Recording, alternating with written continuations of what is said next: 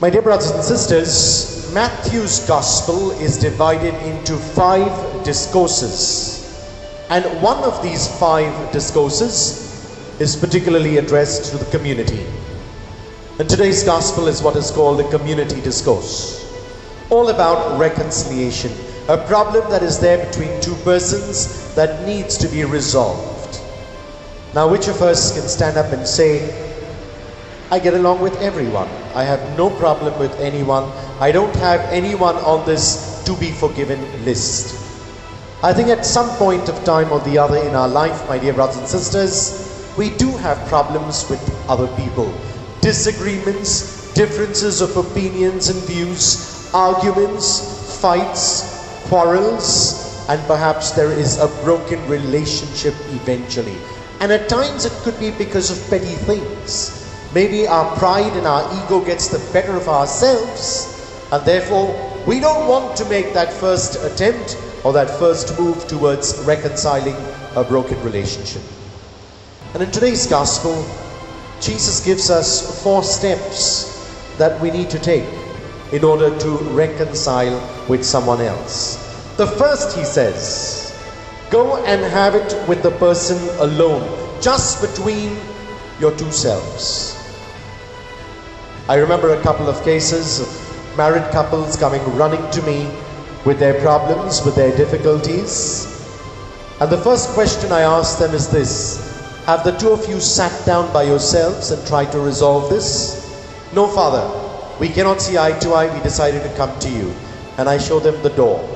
And I said, go, please leave my office. Go back, first talk it out between yourselves, and then come back to me if you have not yet been able to resolve it. That's the first step. Always between the two parties themselves. Do not get a third party involved.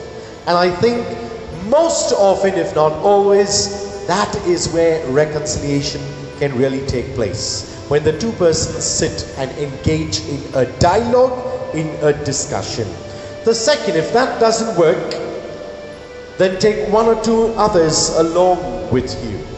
1 or 2 witnesses to sustain any charge, so that there is another person in your presence who can say, okay, I think you are right and you are wrong, or I think you are wrong and you are right, whatever it is. So there's somebody else who can be an arbitrator in that discussion. Take witnesses that can sustain the charge.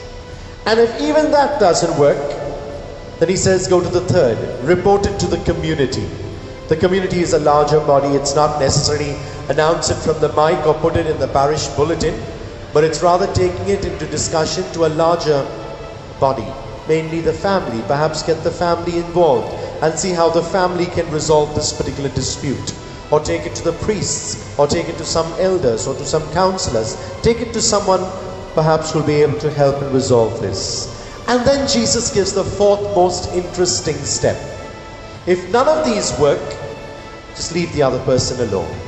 It means that the other person does not want to be reconciled or does not want to resolve the dispute. A sad step if we have reached there, my dear brothers and sisters. And I think today's Gospel is an invitation to all of us to live in harmony with one another, to live in peace with each other. I know it can be difficult at these times. I know in these last 4 months, because of the lockdown, perhaps people are tearing into each other's faces at home because they've been seeing the same faces every day for the last 4 months. Never before have people spent so much of time together in the home under one roof. And therefore every possibility that these could be bad days for us as family.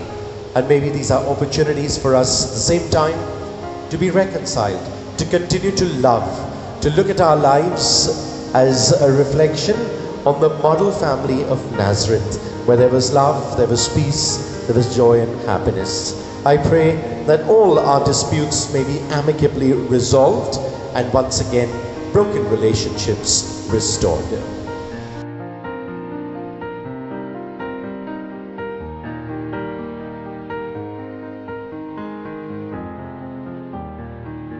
God bless, and do have a Jesus-filled day.